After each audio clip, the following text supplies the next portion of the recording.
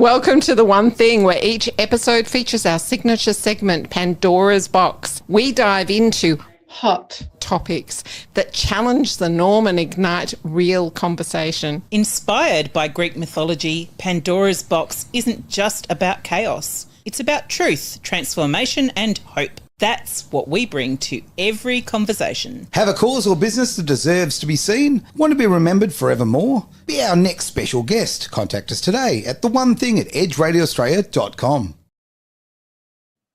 And you're listening to The One Thing on Edge Radio Australia. Wherever you're listening or watching from, it's fantastic to have you here. And we're very excited about our guest today, Aaron. We most definitely are. We are missing our... What's going on here? We're missing our Leanne. Oh, come she on. actually thinks that she can go on leave, not just for 1 week, but for 2. I think she's on holidays about 50 weeks a year, roughly. Yeah, I think you're right. I think you're right. Hopefully she'll join us online. She's not having too much of a good time.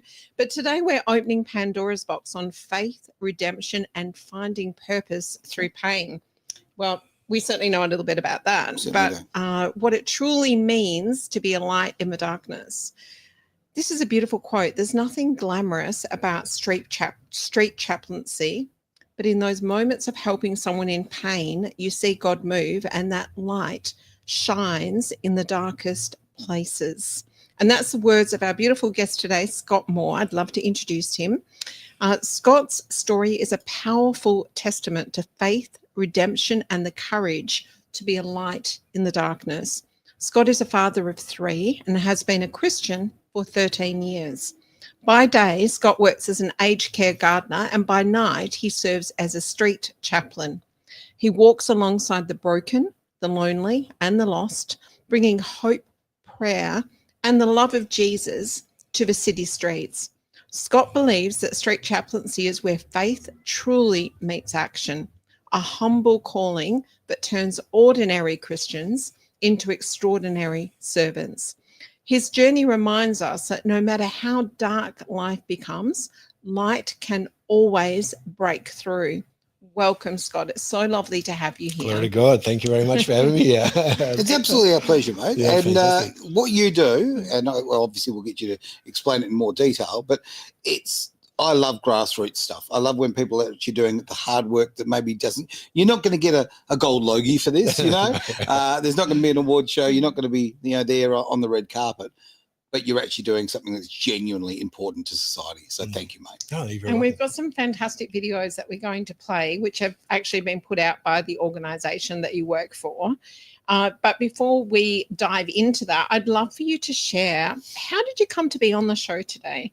How did I come to be on this show today? Well, I was invited by you to come onto this show today. Yeah. That makes it easy. But a very special person actually. Yeah, very special person. Actually said that he thought that you should come on. It was. So your son Jacob recommended me, a lovely young gentleman that I've been so blessed to meet and to know.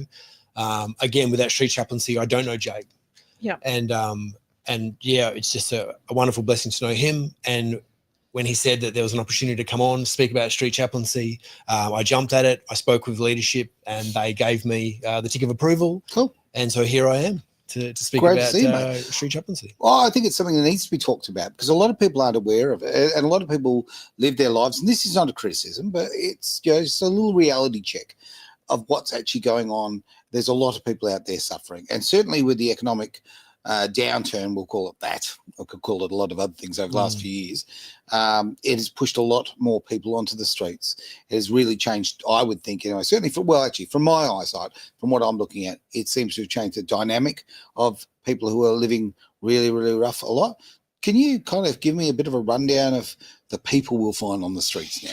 Just before we launch into that, would you mind if I played the video and then sure, because that's going to really speak a lot. Okay, yeah. Do we need to put the headphones on so look, if you want to have a listen, why not? Yeah, okay, because there we go. Be helpful for us if we're going to be speaking to it. All right, so let's do that then. All right, so I'll just pop the first one in.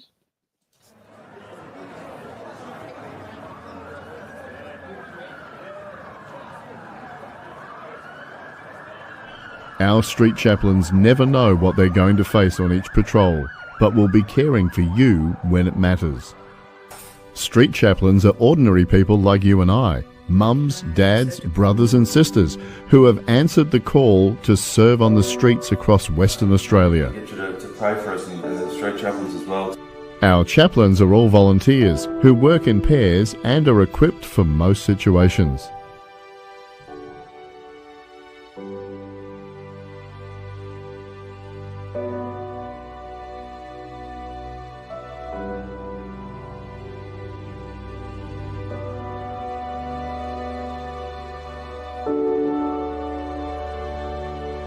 Each chaplain is qualified in senior first aid and trained to face extraordinary circumstances, but the most important quality we have is the ability to listen. There you go.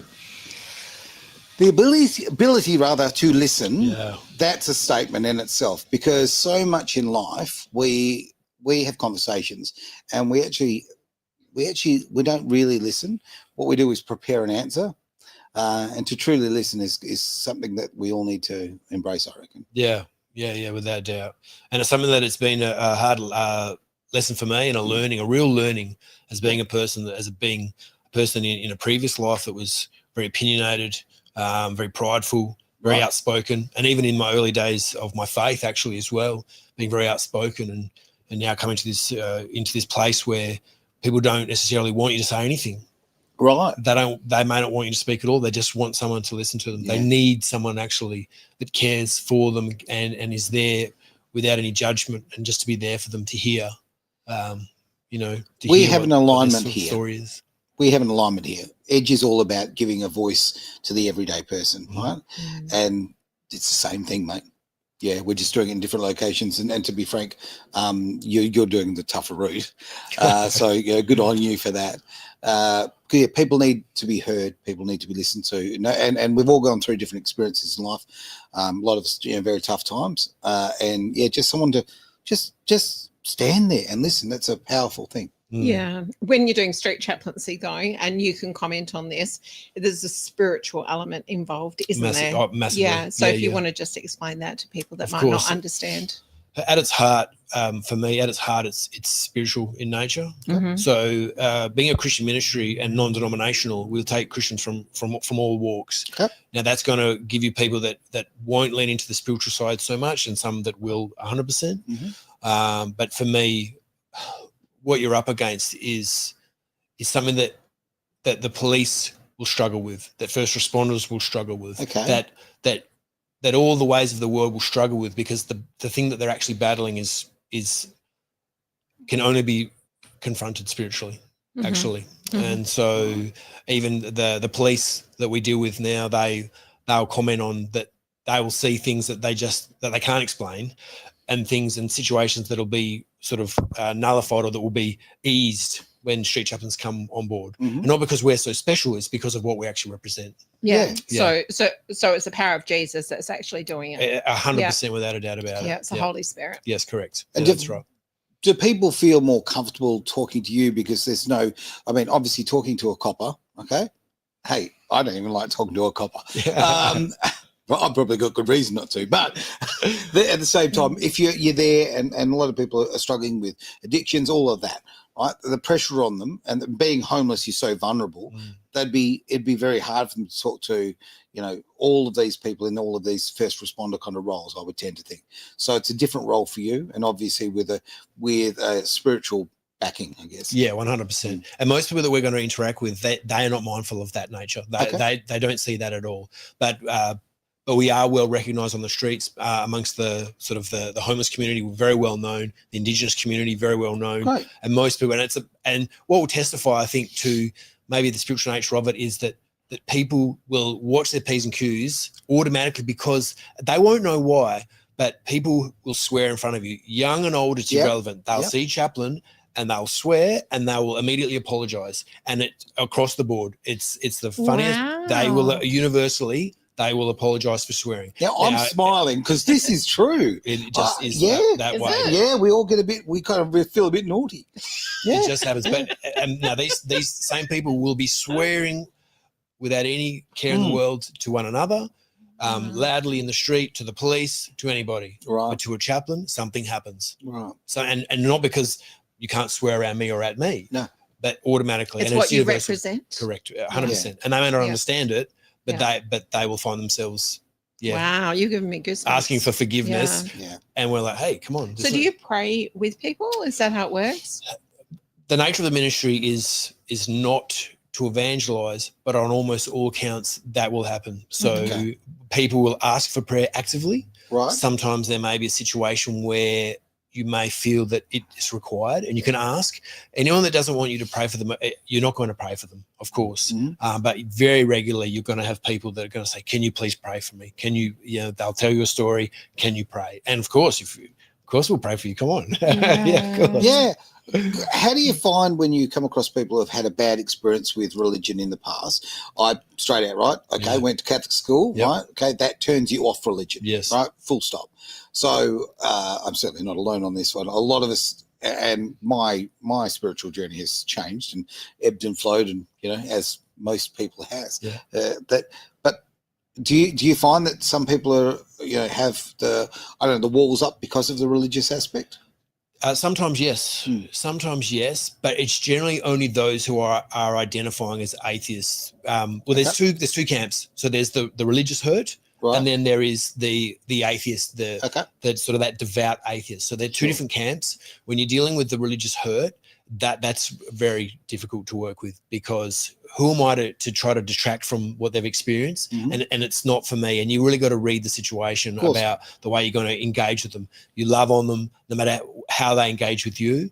It's just one of those things that you can pray inwardly, and you can ask for direction in the encounter. Sure. But some of these people are very, very hurt. And but when you're dealing with the atheists, it's a different situation altogether. And I love it. I love to deal with the atheists, right? Because they're desperately lonely, I find, and they're desperately wanting for a connection. But they're dare I say it, there's a pride, there's an intellect that just stands in the way. It actually blocks God. Gotcha. God is such that he resists the proud, and only the humble can come to God. And it's a beautiful thing where that with intellect, you can't come to God with your intellect. And there's been one encounter particular I remember with a gentleman, and we spoke for some time. He's a lovely gentleman, right, and he said, "I'm an atheist." He was very clear about that. Yep. And as we sort of talked, and we went through this encounter speaking with him, and he actually said, I wish I had what you had." He said, "I wake some nights in a sweat, fearing death. I wake afraid and fearful." Right. Wow. And I said, well, if Jesus was to talk to you, let's just say, if hypothetically, if Jesus was to speak to you, would you listen to him? And I waited for the outcome, like time stood still waiting, and you could see him thinking.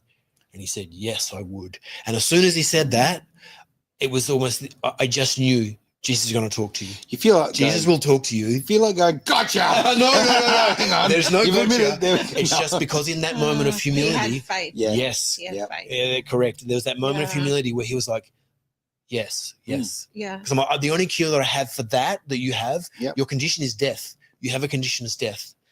And the only cure for that is life, and that life is found in Jesus Christ. That's a statement. I feel like we'd not be giving service to actually just go back a little bit, because you haven't always been a Christian. Oh, no.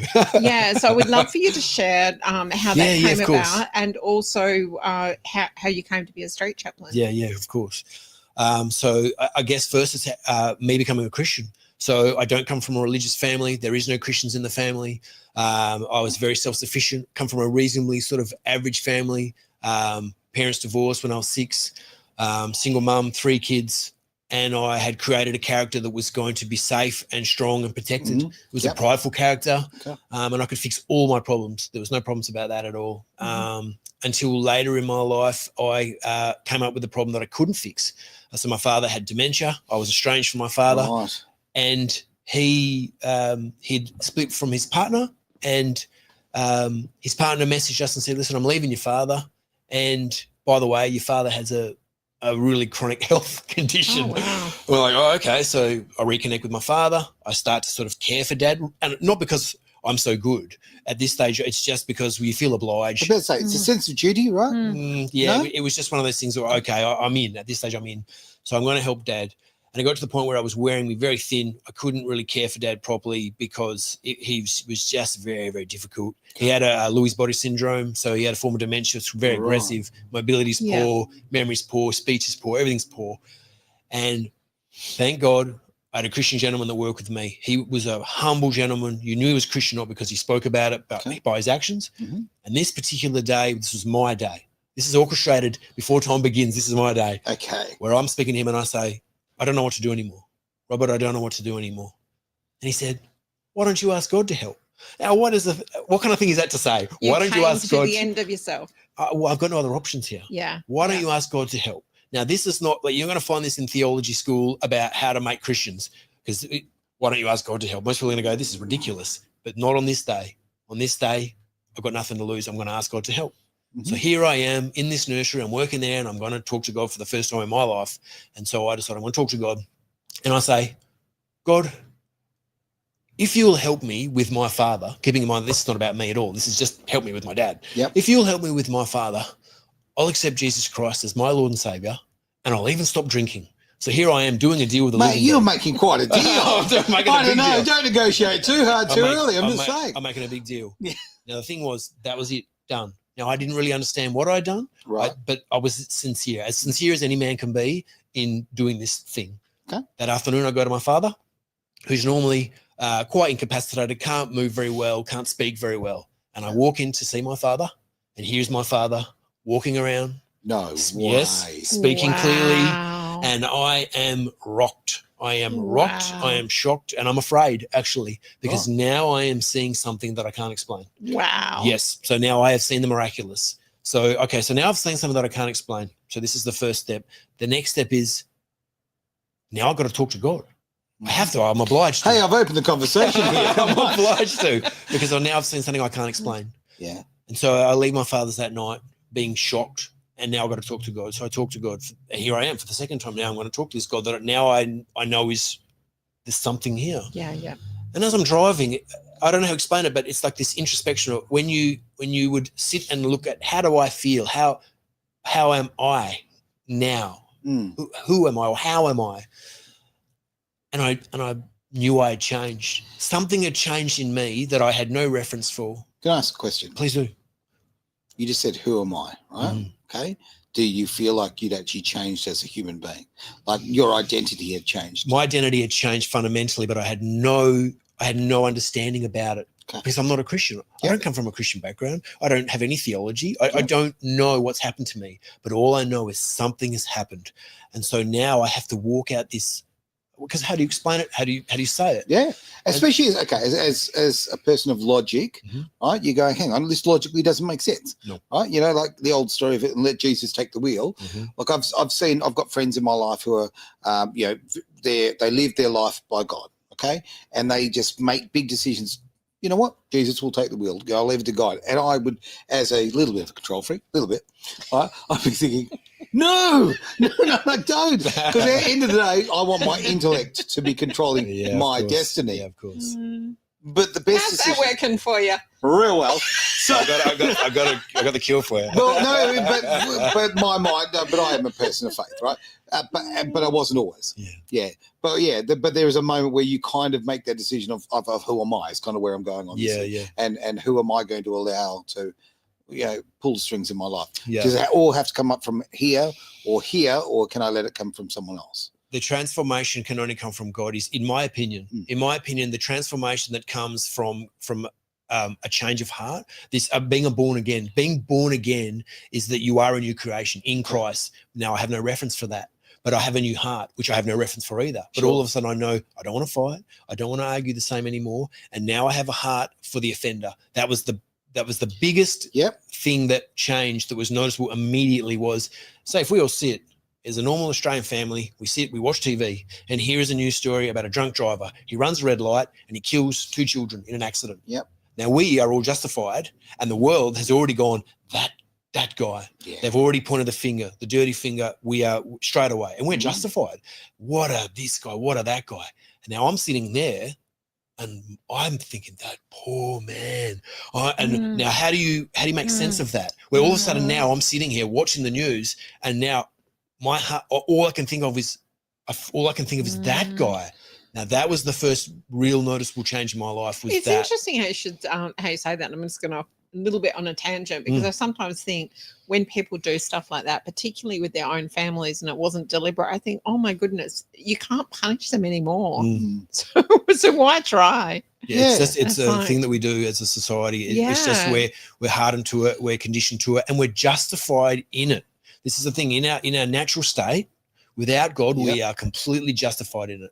You did wrong, and therefore we can do whatever we choose to do. Would you? Okay, these are my words. Do you see the world more in 4D, than you did before? No, I guess I just see it clearly.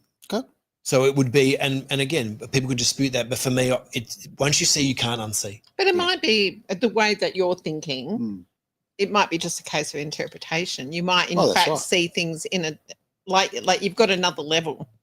Like if you look at 4D like that. It's the Spirit of God. Yeah. Sure. Biblically would say that it's the Spirit of God in me that now has changed me to see things in a way that is not understood by the natural man at all. Yeah. Well, where I'm going on this is, that scenario you're talking about. Yep. Now, that guy's gone through the stop sign, the red light, whatever, and killed those beautiful young kids, right? Horrible, horrific. Now, we all paint him as the perpetrator straight away, right? Yep. That's what society's taught us to do. Yep. Now, if you actually step back from a little bit and you think from a 4D point of view is the example I'm using, guess what? He may have had to do a triple shift. He may have fallen asleep at the wheel. He might be struggling at home. He might have a he might have had a heart attack. He could have had a heart attack. He might be going through a divorce. He might be fighting for his children. Yeah. There are all these things that could be happening. So he may not have just been lazy or fallen asleep. Of course. He could have. There's more to it. But we want to do that because he may be a wretched drug addict. He may be a guy that beats his wife. That's right. He may be an absolute criminal, fully justified. That's right. And it's still my heart posture is the same. This is the thing, because that's what we want to do. We want to go, but maybe must be a reason, and then we can feel for him. Yeah. Whereas the love of God is a heart for those. It says, the Bible says that Jesus died for us while we were yet sinners. He died for us while we were his enemy. So as a Christian, as Christians, we are called to love our enemy. It's easy to love you guys. It's easy. We're awesome. Yeah, but to love your enemy is a different thing. And this one ties in the Street Chaplaincy. It's about the story of the Good Samaritan is a biblical story. Okay. Street Chaplaincy is based on the Good Samaritan. And it is I love you because God loved you before I did. God loves you, therefore I love you. I love the things that God loves. And I therefore hate the things that God hates. We've got a question coming up, but we'll have a little break. Back in just a tick. It's Edge Radio Australia. Part of the One Thing. Is pain holding you back? Bowen Therapy with Panacea Healing can change that for you. It's never too late to recharge your health, career, or purpose. You have the power within yourself to change what no longer serves you, taking your life and health to another level. panaceahealing.com.au. You can do anything. Edge Radio Australia, the One Thing. We are speaking to a gentleman here who's a street chaplain, mate. You are out there, you're doing the hard work, Scott, and we really appreciate that. And actually, little opportunity to say thank you to the other street chaplains who are doing this. Not just you, mate. Come on, it's definitely not just me. But there's some wonderful people out there. There really is. Yeah, there really is. We have got a comment, but let's just look at this. Yeah, I've just put a photograph up on the screen, if you wouldn't mind. If Scott can just tell us what that's about. So that is me on my graduation day. Hey. Yeah. They took me in, a beautiful thing. Yeah. That's Dee. She's our state director. Yep. Lovely woman. She's selfless in the ministry, completely selfless in the ministry. And I've got a couple of other photographs to put up as well. Oh, no. Look at that. Hang on. There we go. Yeah, look at that. He's got the winter uniform now. So how does somebody become a street chaplain? Okay, so first is you must be a Christian. To be a part of Street Chaplains WA, you must be a Christian. Okay. And then from there, it's really a case of once you've decided that it's something that you would like to embark on, then you'll go through the training process. You'll do the relevant checks. We become first aid trained, so every street chaplain must be first aid qualified. Right. And really, it's for most Christians that are coming in, they're members of a church. They generally have a pastor that will sort of vouch for them, Okay. But again, it's really a case of you you coming in and going through that training process, there is sort of a vetting. And the course. beautiful thing about street chaplaincy is that if you come in with a heart posture that isn't in the right space, you will not stay. Is that right? Yeah. No, you will not Yeah, stay. I can imagine. No, you I won't. can imagine that would be the case. Yeah. I'd like to play the next video before the comment, if that's okay. Yeah, let's do it. So I'll pop that up. You might need your headphones again, Scott. Oh, let's plug in. Trained to face extraordinary circumstances, but the most important quality we have is the ability to listen.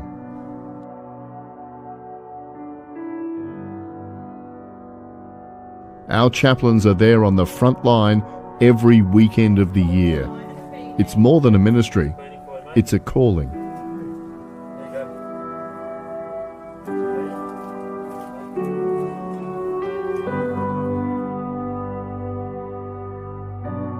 During the patrol, chaplains receive calls for assistance from police, CCTV and security to assist in crisis situations and pastoral care. Every patrol, we make a difference to someone's life. We come from a variety of churches to walk alongside the broken and love the lost.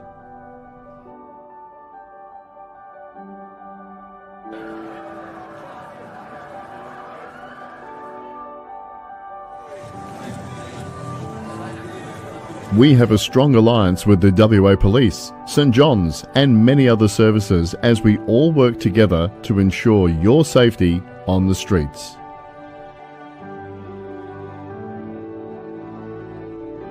We operate across Western Australia, from Kununurra in the north to Albany in the south. Every believer has a role to play, and ours is to take the gospel to the streets, not by evangelizing, but by our actions, being the Good Samaritans. Street Chaplains, caring for you when it matters.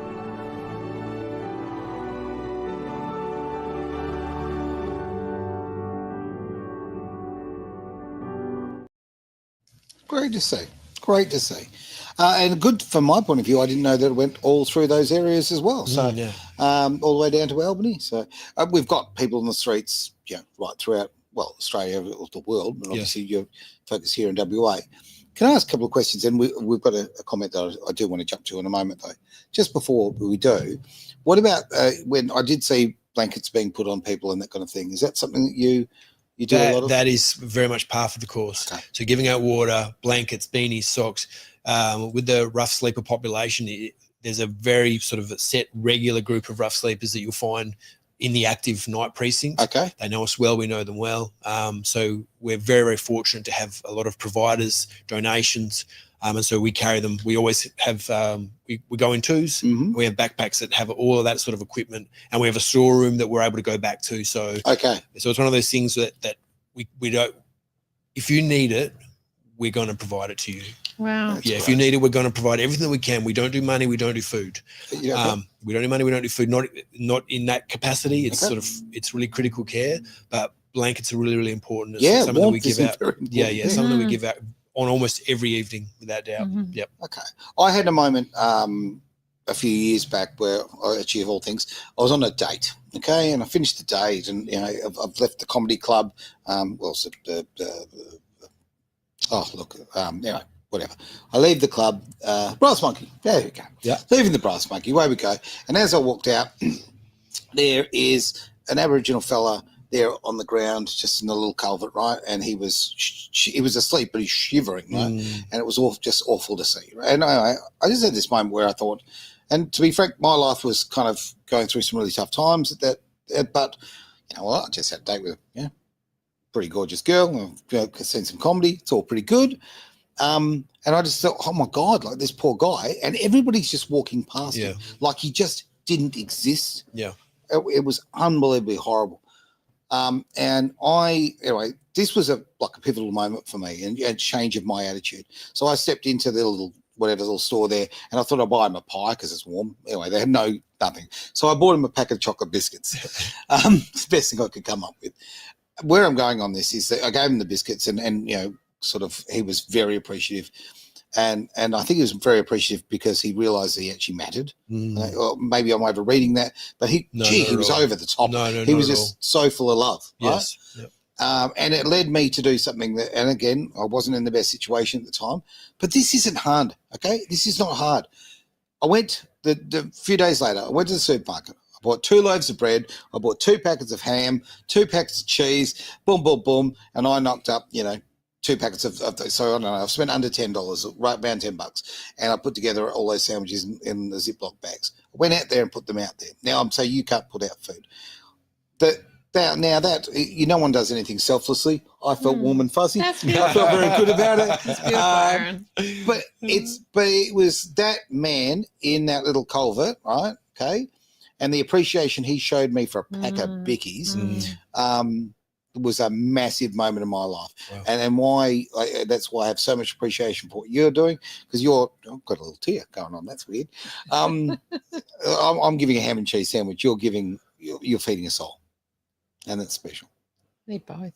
Yeah, and even different. And this is where through my journey of being a street chaplain, it's the transition between that feeling that you have, and that, because it's actually part of who we are in God's image, that humanity that we have, but we don't understand that transition between me feeling good for it, which is it's sometimes hard to differentiate, and then God being glorified through what I'm doing. So example, that I imagine that I make the ham sandwiches and I do the thing that you've done, and then I go and I do it, but no one ever knows that I did it. So imagine it, and then if you accelerate that to the grandest of gestures, you imagine like giving away $1 million and no one ever knew. No one ever knew it was you. Well, you never told anybody. And this is the transition between, like, for me personally, of actually loving that feeling, of loving that feeling of when you help, that feedback was something that I just loved it so very much. And now having to confront that in my walk with God, and that transition, because what happens when I give the sandwich to the person and they throw it back at me? And how am I prepared for that moment? That's the beautiful thing. That's the beautiful moment, actually. Okay. Yeah, the moment where it's not received shows you where you are at. Wow, that's interesting thought. Well, good, because that is really interesting as far as like getting it thrown back at you. Because I get very angry. I mean, we talked about this, and I've just shared my story because we're talking about this, right? Yeah, of course. But the guy or the girl who goes and does that and then takes a selfie, that riles me up. I don't enjoy that at all, right? And they may well be well intended too. Yeah, they really they may be. I'm giving them the benefit of the doubt. They may well be. Just other people to they may well be. I suppose. But you'll know where you are, and God is good. You will know where you are in the rejection, not in the acceptance. Yeah. When the water bottle gets thrown back at you, when you spend time with someone and you might spend hours with someone covered in vomit, passed out, it's hectic and it's messy. And the second that Uber's there, they're gone. You'll never know them again. You'll never see them again or speak to them again. And that moment of going, that was good. That moment was good. Good on you. When faced with the worst of it, that's when you know where you're at. Okay. Did you want me to pull the questions That'd be wonderful. Yeah, let's pull the questions up. I will go nice big screen, so have a look at that. All right.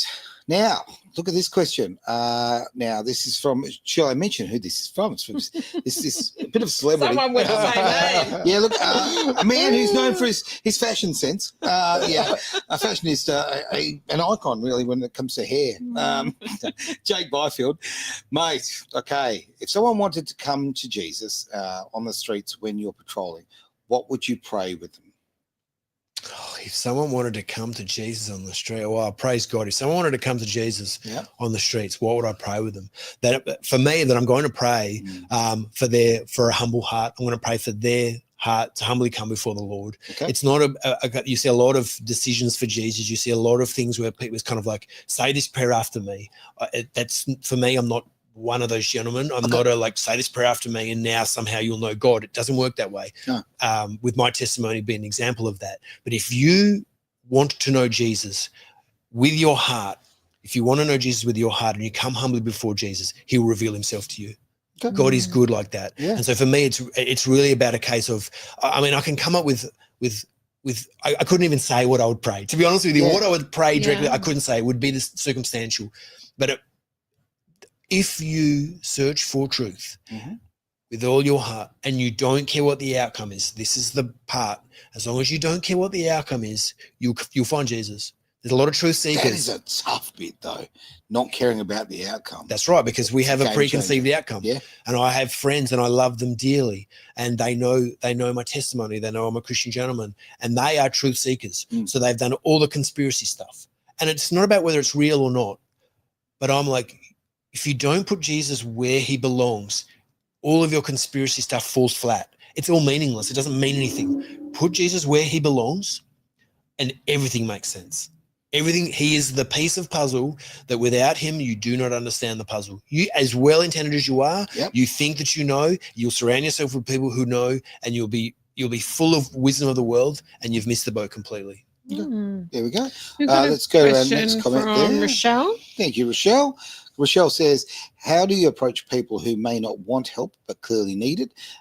And does compassion look like in those moments? What does compassion look like in those moments? It's about respecting the person, to be honest with you. Yeah, it's not about us, and even if they really, really look like it. So one example, we had a gentleman only just recently, young guy, clearly intoxicated, well-dressed gentleman, and you could tell he needed assistance of some description. Okay. And he just didn't want a bar of it. He didn't want anything to do with us whatsoever. And so I said to the team, I said, listen, let's just hang out. Yeah. You know, we're not going to sort of stand there waiting. He's made it very clear, no, I don't want you here. Okay, no problem. And so we've moved on, and we just stayed and watched. And sure enough, it was only a matter of time. He was in a pool of vomit. He was in a pool of vomit. It was only a matter of time. And we waited, and he was okay. I mean, it happens in the streets of Northbridge very regularly. Yeah, he was okay. Carry on. But it was at that moment that I actually came back to him. Okay. I came back to him. I said, are you okay? Here's some water. And in that moment, he was thankful. In that moment, he knew that I wasn't there to badger him or to bother him, but I was still there. I never left. I was close by. We came back. Are you okay? I'm good, thank you. And he was genuinely thankful. So that would be how I would deal with that. You cannot force yourself upon people unless they are completely out of it, and it's a dangerous situation, and they absolutely must be. Is there a assisted. shortage of street chaplains? I would happily have as many as we could get. Honestly, I want to say I couldn't speak to that as far as leadership, whether they would say that there is, but we are always actively looking for, and I think we would do 2 or 3 trainings. Courses a year, so there is a high attrition rate given the nature of the ministry, because it can be arduous to some given the hours that we operate. But honestly, if I could have 10 chaplains on the street of Northbridge, 10, 12, it would just be wonderful. It would be a wonderful thing, honestly. On that front, you just said Northbridge. Obviously, that is a central, point for a lot of it. Yeah. But I've seen a lot of people who are living really rough, living in their cars, in car parks around Perth. Yeah. A lot of people who have full-time jobs who are living Correct, in their cars. yes. It's crazy. Yep. Do you reach out for those people? In my role in the ministry, it's strictly on the streets of Perth and Northbridge, strictly. Yep. So they're going to be street chaplains that are involved in so many different outreaches, because almost all of them are going to be members of churches. Okay. They'll most certainly be involved in different outreaches. Yep. But the street chaplains is really for the streets, strictly. Makes sense. So there'll be some of the ministry. So in Armidale, example, there'll be street chaplains there that will deal predominantly with homeless, like regular homeless people. Okay. And whether it's people that are sleeping in their car, they will know that the street chaplains are active. They'll know where to find them. Okay. And similarly, I think every Tuesday night, the street chaplains go down to go into the city, and they're part of a program where they're all the other service providers come together, and they can shower, wash their clothes. There's food provided, and the chaplains will be there also, just to sort of intermingle and get to meet. And be there and minister to people. Right. So sometimes you are very much the magic piece of Lego between maybe you've got the police involved sometimes, and there might be ambos. I noticed on those videos, you're someone that kind of greases the wheels a little bit. 100%. Yeah, 100%. And it's been so beautiful the way that we're now interacting with the police. It has gone from being maybe in the early days, well before I was a street chaplain, where I think it was sort of like, the police may have looked at the ministry and sort of thought, what are they going to do? To now, it is an integral part of what they do. We deal with them. It's a very wonderful relationship. Okay. We're part of their night briefing. and they will call us actively. They will call us and they'll deal with us. All right. Because they're humans as well, Of course. and probably for a lot of them, if they were out of uniform, they would want to be doing the same thing. Yeah. But when they're wearing that armor, they've got to act in a different role. I It's guess. strictly procedural. They must work with inside what they're allowed to do. Yes. And other service providers on the streets as well. As street chaplains, we probably have the most flexibility of Right. any of the service providers on the streets of Northbridge, which is a beautiful thing. And because we're coming in with the love of God, this is how we come. And so situations on almost all counts, calm on almost all counts from my experience. Sure. It just changes the game. Okay. Another question, and thank you, Jake, for this question as well. Is street chaplaincy ever dangerous? Do you have any stories? I think that to say no wouldn't be being truthful, but I think it really comes down to your discernment. It comes down to reading situations. Now, of course, if I go and throw myself in between two men punching on, there is a chance I might get punched in the face. Yeah. Now, that's intentional or unintentional. But as far as have I ever felt afraid being a street chaplain? No. That's Would I good go to to hear. Northbridge in any other capacity? No. Northbridge is a wretched place. To be honest with you, it's a wretched place. But as a street chaplain, I do not walk in fear. And I go into situations that, I'll be honest with you, in the natural you would not do. We go into areas where you just would not go. And as a member of the general public, you probably wouldn't go either. So many years ago, I know it's hard to believe, but I used to knock around in Northbridge and be a bit naughty. But it was a very different place, right? It was the nightclubs and the pubs and the carry-on, and I enjoyed my nightlife and that sort of thing. And it had a lot of vibrancy and a lot of life to it, a lot of fun. Doesn't seem to be that place anymore. No. I'm going to use my sort of political thoughts on this one. I think this is somewhere where the state government and also the city of Perth have to really step up. I think there's such a massive problem. There is areas there that can be used for housing, to house people who are living rough, okay? That can be done quite sensibly and economically, but I think it comes down to the fact that these people are not voting. And therefore they're not seen as important to those people in politics. So again, it comes in where your role is so damn important. But I think that those people in power need to step up. I think that Northbridge can be saved, and it can be the place it was sort of 30 years ago. Yeah. Where it was vibrant and fun. Yeah, there was a little bit of niggle here and there, but back in the day, it was the entertainment centre of Perth, right? Yeah. I think. From my experience personally, I don't think that anything has changed. I think it's changed only in the way that it looked, but the spirit behind it never changed. Right. That the politicians, in my opinion, are doing exactly what they're going to do. And this idea of that somehow that the politicians are going to make it better for us and are going to save us and are going to change things for us. Yeah. This is a lie. We believe that that's true, but we've actually been fed a lie. And so we think that because we vote that somehow they're different and it's going to give us a different option.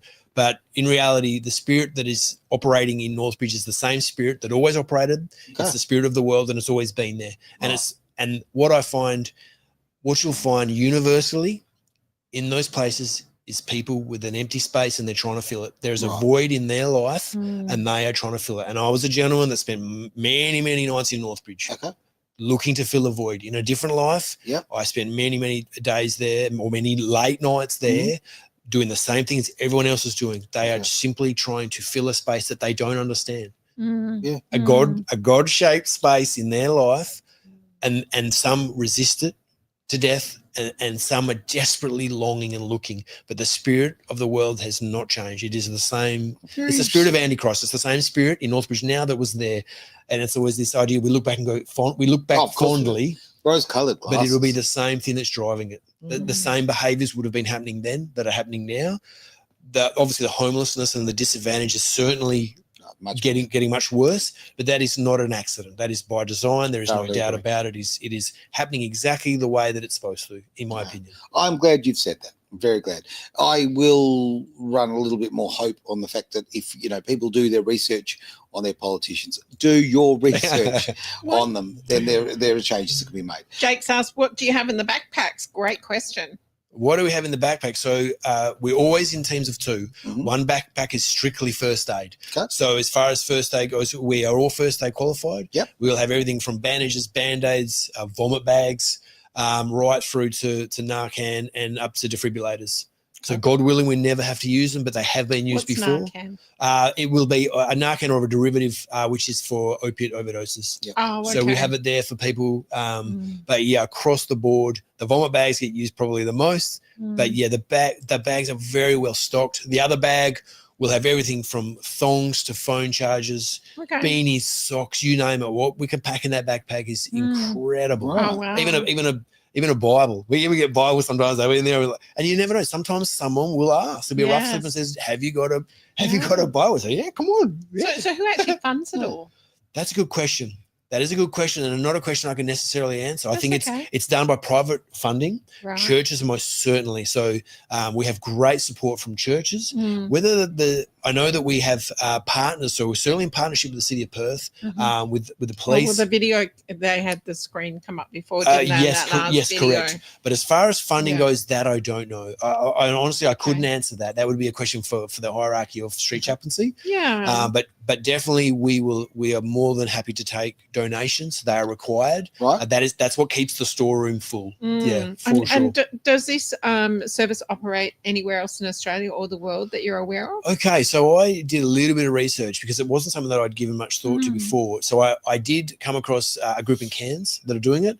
I don't know if they're affiliated, but they look very similar. And I would dare say that they are operating under that same sort of structure. Yeah. You will find churches that will want to go it alone, and that's totally fine. So you'll actually get churches that will have a group of chaplains, if you will, and they'll want to do it. But I would say probably around the world, without doubt, there will be Christians hitting the streets of cities and doing what we're doing. Yeah. Spreading the word. Fantastic, mate. We've run out of time. We'll tell you what, we've covered a bit, haven't we? Which is We great. sure have. But I've still got questions, which is, so maybe we'll just keep going. No. I really appreciate you coming in. You're very welcome indeed.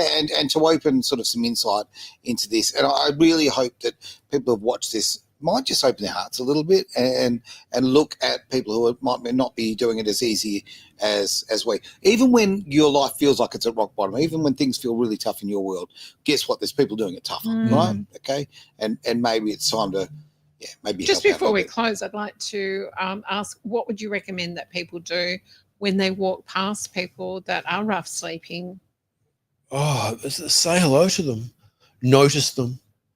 Notice them. Please notice them. And don't feel afraid to notice Give them. food and drink? That's going to be up to the person. But don't do it with pity. If But you're going, of course, hey, feel free to offer without any doubt about it. But I just know that for a lot of these people, they just are so grateful to be seen. It means a lot to them. I've got a question I'm going to ask, Sure. and I'm going to ask it because I know it's on a lot of people's minds. A lot of these people are begging for money. Well, not a lot, that's not true, but some people are begging for money. Yep. And I'm hesitant to give them money because I don't know whether that's going to fuel an addiction. Yep. So what would you recommend? Do you go and get a voucher, or even you can buy stuff with vouchers as well? Again, it's one of those things for me. It's difficult. Yeah, it's very difficult. Because you don't want to be judgy, but then you don't want to be. As soon as I give you money and I've made a decision about what you should or shouldn't spend the money on, I've made a judgment call already. Of course. And so that I look at it this way, that sometimes that I might give you that $10 and you might use that $10 to go buy a bottle of wine. And that might have stopped you from committing a crime. Now, again, it's about what people choose to do with their free time is their decision. But I would dare say do it with an open heart and do it not to be seen. Do it as lean into it. Have faith, if you will, lean into that, you know. But yeah, you really need to use your discernment. It's hard, and again, it's one of those things that people are going to have to make a decision. But it's very common to go, "I'll give you this money, but you better not spend it on this," and then proceed to go to Dan Murphy's and buy their beer, and you know. And it's Well, I had an experience only about 2 weeks ago, which I thought was hilarious. Outside the supermarket, there's a guy who's sleeping rough, and I said g'day to him on the way past, right? And just hello, and just a couple of words of exchange. He goes, "Oh mate, dying for a Dare Ice coffee. You know, the one with the brown lid? Yeah, go on. And he was so specific about the brown lid. So I'm like, no worries, mate. Yeah, okay, I'll grab one for you. Hint taken. Yeah. And good on him too, because I got one for myself. All good. Yeah. And did my shopping, came around and gave him the thing. But he was so specific about it, put a big smile on my face. It's a great example. Yeah. It's a great example. He's a nice guy. Yeah. All right. Thank you very much. You're for very being welcome. part. Thank you so for much. coming It's on. been wonderful. That's brilliant. Thanks for being part of The One Thing here at Edge Radio Australia. Ever felt lost online finding the right businesses? Absolutely, like a needle in a haystack. Introducing the Worldwide Awake Business Directory. Tell me more. It's your hub for businesses sharing your values. Discover eco-friendly products, socially responsible services, and more. Count me in. I'll check it out straight away. Find businesses aligned with your values on the Worldwide Awake Business Directory. Start making a difference with every purchase.